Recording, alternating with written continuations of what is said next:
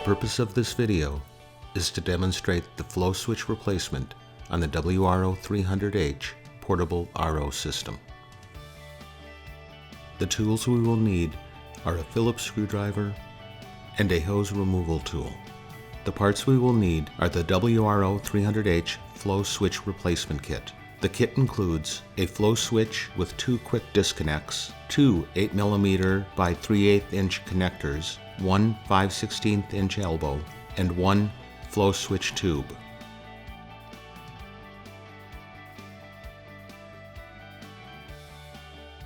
Assemble the quick disconnects on each end of the new FlowSwitch. The quick disconnects are provided with the FlowSwitch.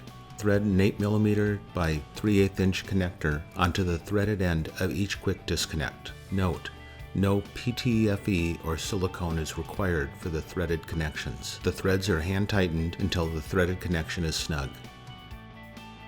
Attach the 5/16 inch elbow to the 8mm connector on the outlet end of the new switch.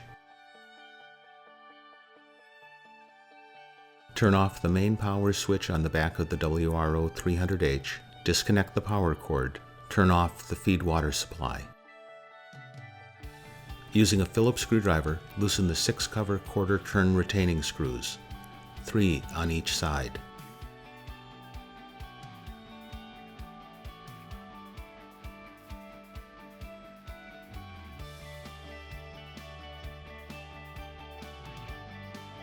Remove the cover by rolling the cover toward the front of the RO, taking care not to disconnect tubing or wire connections on the inside of the display board. Set cover aside so the left side of the RO is uncovered. Using the hose removal tool, disconnect the reject water tubing from the reject valve port on the flow block. Disconnect the electrical connection on the existing optical switch assembly. Using the hose removal tool, disconnect the coupler at the top of the reject heater housing. Remove and discard the existing optical switch assembly and tubing. Attach the new FlowSwitch assembly by pushing the elbow end onto the top inlet of the reject heater housing. Install the new tube into the reject valve of the flow block.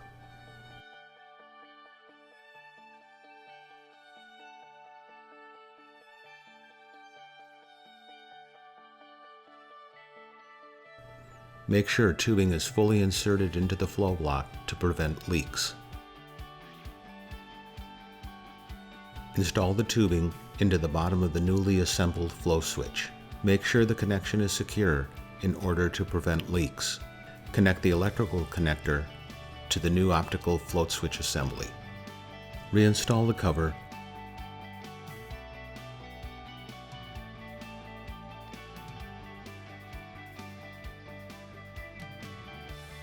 and using a Phillips screwdriver, tighten the 6 cover quarter turn retaining screws, 3 on each side.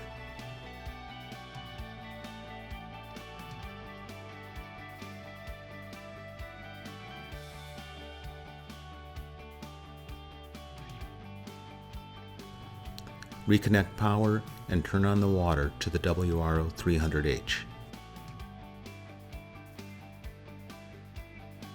Place the WRO300H into a heat disinfection and run for a minimum of 6 minutes to confirm that no alarms occur.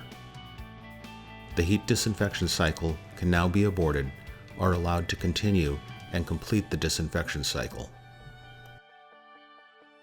The WRO300H disinfection should be performed per your facility's policies and procedures.